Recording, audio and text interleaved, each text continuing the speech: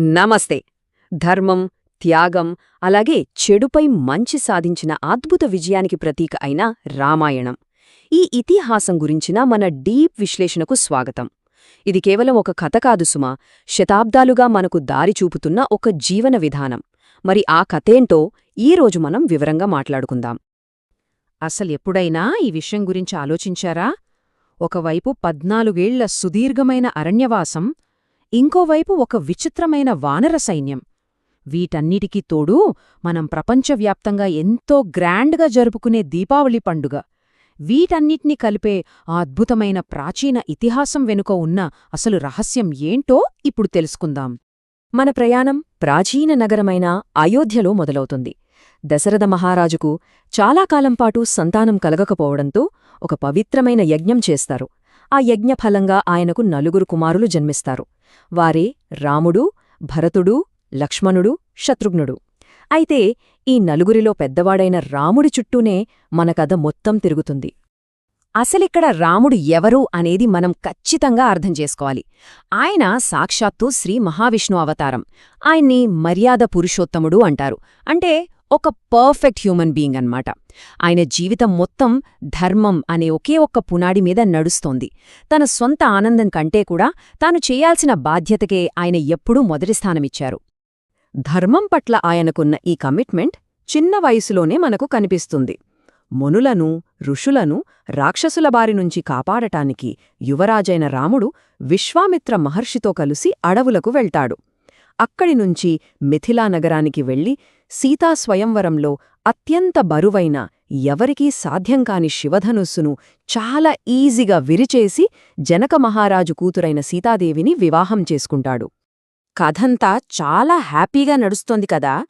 ఇంకొద్ది రోజుల్లో రాముడికి యువరాజుగా పట్టాభిషేకం జరగబోతోంది. సరిగ్గా ఆ టైంలోనే అదృష్టం ఒక్కసారిగా ఎలా తారుమారేందో తెలుసా?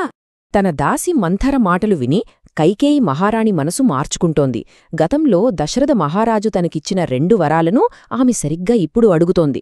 అందులో మొదటిది తన సొంత కుమారుడైన భరతుణ్ణి రాజుగా చెయ్యాలి.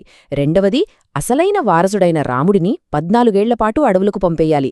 ఈ 2 కోరికలతో అయోధ్యలో ఒక్కసారిగా పెను సంచలనం రేగుతోంది.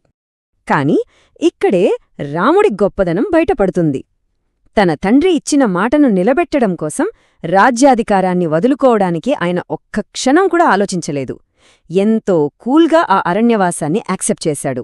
అంతేకాదు, ఆయన వెంట భార్య సీతాదేవి, ప్రాణానికి ప్రాణమైన సోదరుడు లక్ష్మణుడు కూడా ఆ రాజభోగాలను వదిలేసి అడవులకు బయల్దేరుతారు. ఇక్కడ నుండి కథ పూర్తిగా ఇంకో మలుపు తిరుగుతుంది. ఆ ముగ్గురూ దండకారణ్యంలో అడుగుపెట్టిన తరువాత మొదలయ్యే ఆ అరణ్యకాండలో వాళ్ల జీవితం ఊహించని సవాళ్లను ఎదుర్కొంటుంది. ఇక్కడ ఒక అద్భుతమైన కాంట్రాస్ట్ మనం గమనించాలి. ఒకవైపు రాముడు, సీత, లక్ష్మణుడు ఎంతో ప్రశాంతంగా సన్యాసుల్లాగా జీవిస్తుంటారు. మరోవైపు వాళ్ల ప్రశాంతతను చెడగొట్టడానికి రాక్షసి శూర్పణఖ వస్తుంది.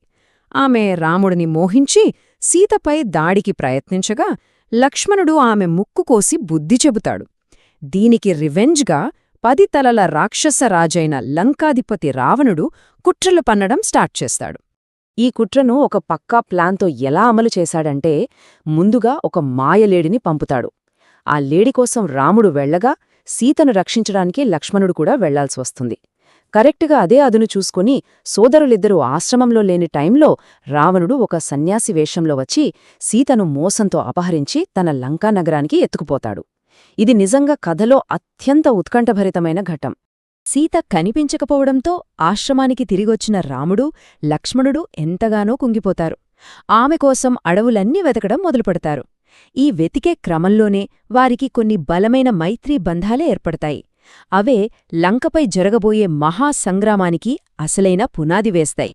ఈ జర్నీలో రాముడికి కొందరు చాలా ముఖ్యమైన మిత్రులు దొరుకుతారు. వాళ్ల క్వాలిటీస్ కూడా చాలా ప్రత్యేకమైనవి. ముందుగా లక్ష్మణుడి గొప్ప విధేయత గురించి మనకు తెలిసిందే కదా. ఆ తర్వాత అచంచలమైన భక్తికి మారుపేరైన హనుమంతుడు కలుస్తాడు.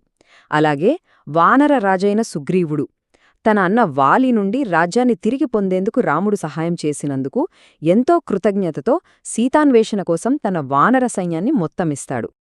అలా సీతజాడ తెలుసుకోవడానికి ఏకంగా సముద్రం దాటి లంకకు వెళ్లిన హనుమంతుడు చివరకు అక్కడ అశోకవనంలో బందీగా ఉన్న సీతమ్మను కనుక్కుంటాడు.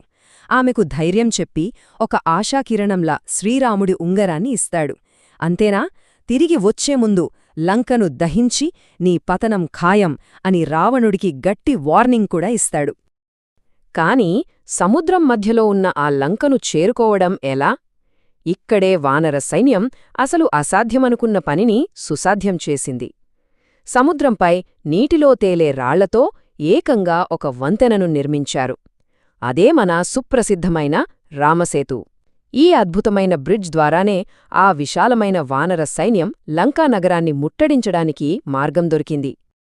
ఆ తర్వాత లంకలో ఒక భీకరమైన, చాలా ఫాస్ట్గా జరిగే మహాయుద్ధం స్టార్ట్ అవుతుంది. రాముడి సైన్యానికి, రావణుడి సైన్యానికి మధ్య జరిగిన ఈ పోరాటంలో ఎంతోమంది పరాక్రమవంతులు నేలగొరిగారు. ముఖ్యంగా రావణుడి సోదరుడైన కుంభకర్ణుడు, అలాగే మాయాయుద్ధంలో ఆరితేరిన రావణుడి కొడుకు ఇంద్రజిత్ లాంటివాళ్లు కూడా ఈ యుద్ధంలో పతనమయ్యారు. ఫైనల్గా యుద్ధం దాని ముగింపు దశకు వచ్చేసింది. రాముడు, రావణుడి మధ్య ఒక ఎపిక్ డ్యూయల్ జరిగింది.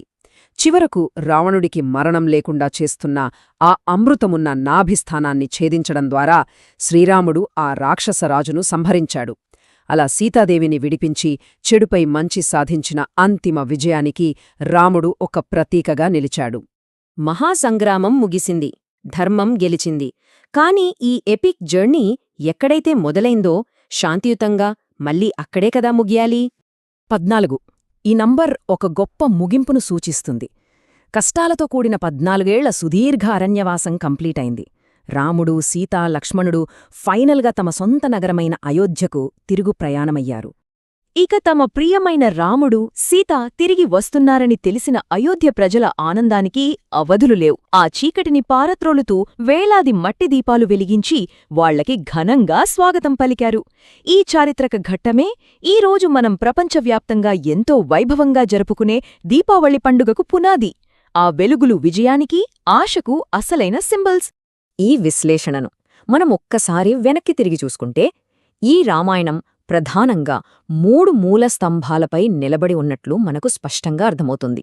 1 ధర్మం, అంటే వ్యక్తిగత నష్టం జరిగినా సరే బాధ్యతను నిర్వర్తించడం. 2 భక్తి, శ్రీరాముడి పట్ల హనుమంతుడు చూపించిన అచంచలమైన ప్రేమ. ఇక 3 సహనం, బందీగా ఉన్నప్పుడు సీతాదేవి ప్రదర్శించిన అంతులేని ఓర్పు. చివరకు రాముడికి అయోధ్య రాజుగా ఘనంగా పట్టాభిషేకం జరిగింది. దీనితో రామరాజ్యం ప్రారంభమైంది. రామరాజ్యమంటే కేవలం ఒక పరిపాలనాకాలం కాదు సుమా, అది పర్ఫెక్ట్ శాంతి, నిష్పాక్షికమైన న్యాయం, ఇంకా అందరికీ సమానమైన శ్రేయస్సు దొరికే ఒక ఐడియల్ ఎరా. ధర్మబద్ధమైన పాలనకు అది ఎప్పటికీ ఒక బెంచ్ మార్క్. ఇక ఈ విశ్లేషణను ముగించే ముందు మనం ఆలోచించాల్సిన ఒక ముఖ్యమైన విషయం ఉంది. పరిపూర్ణమైన శాంతి, నిస్వార్థమైన న్యాయం అనే ఈ రామరాజ్యమనే ప్రాచీన ఆదర్శం నేటి ప్రపంచంలో మనం చూస్తున్న ఆధునిక నాయకత్వానికి ఎలా వర్తిస్తుంది? ఈ ఆలోచనతోనే ఈనాటి మన ప్రయాణం